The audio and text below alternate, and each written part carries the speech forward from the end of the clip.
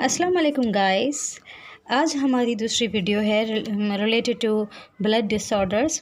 Last time मैंने आपसे कुछ बेसिक्स शेयर किए थे जिसमें मैंने आपको बताया था हीमोग्लोबिन और एमसीवी और एमसीएच और एमसीएचसी के बारे में।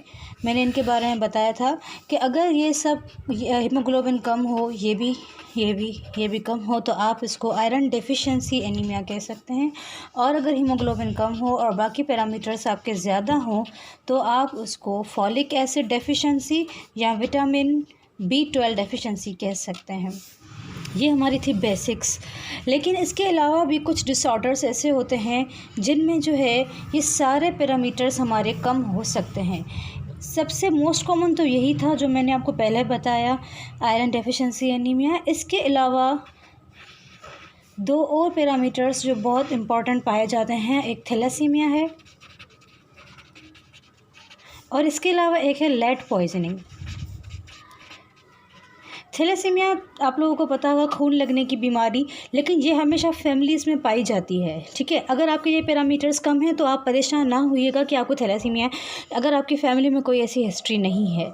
मोस्ट कॉमनली फीमेल्स में या मेल्स में आयरन डेफिशिएंसी एनीमिया ही होता है।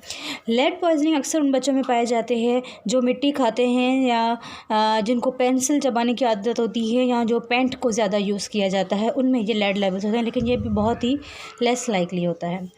इसके अलावा फॉलिक एसिड की जैसे यही पैरामीटर जैसे फॉलिक एसिड डेफिशिएंसी और विटामिन B12 की डेफिशिएंसी में पाए जाते हैं, इसके अलावा यही पैरामीटर्स हमें आपको मिल सकते हैं इनमें लिवर डिजीज़ या कोई भी मैलिग्नेंसी अगर हमारी बॉडी में हो तो भी हमारे बॉडी में यही पैरामीटर्स पाए जा सकते हैं। ठीक है, ये हमारे बेसिक्स थी। अगर आपके हाथ में CBC आए तो अब इस तरीके से इन पैरामीटर्स को इंटरप्रेट करना आपको आना चाहिए। ज़रूरी नहीं है कि हर डॉक्टर ही करे, बल्कि हर कॉमन मैन भी ये जो है इन चीज़ों पे अमल दरामद करके अपनी एक डिफरेंशियल डायग्नोसिस लिख सकता है। अगर आपको कोई भी क्वेश्चन हो तो आप कमेंट में इसमें लिख सकते हैं।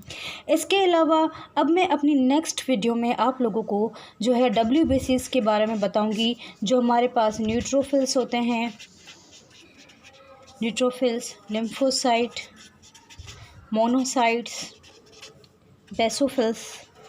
ये हम नेक्स्ट वीडियो में मैं आपको इनके बारे में बताऊंगी। और इस तरह से लास्ट में हम जाके हम करेंगे अपने प्लेटिलेट्स और हम अपनी CBC को इस तरह से करेंगे complete. Thank you so much guys.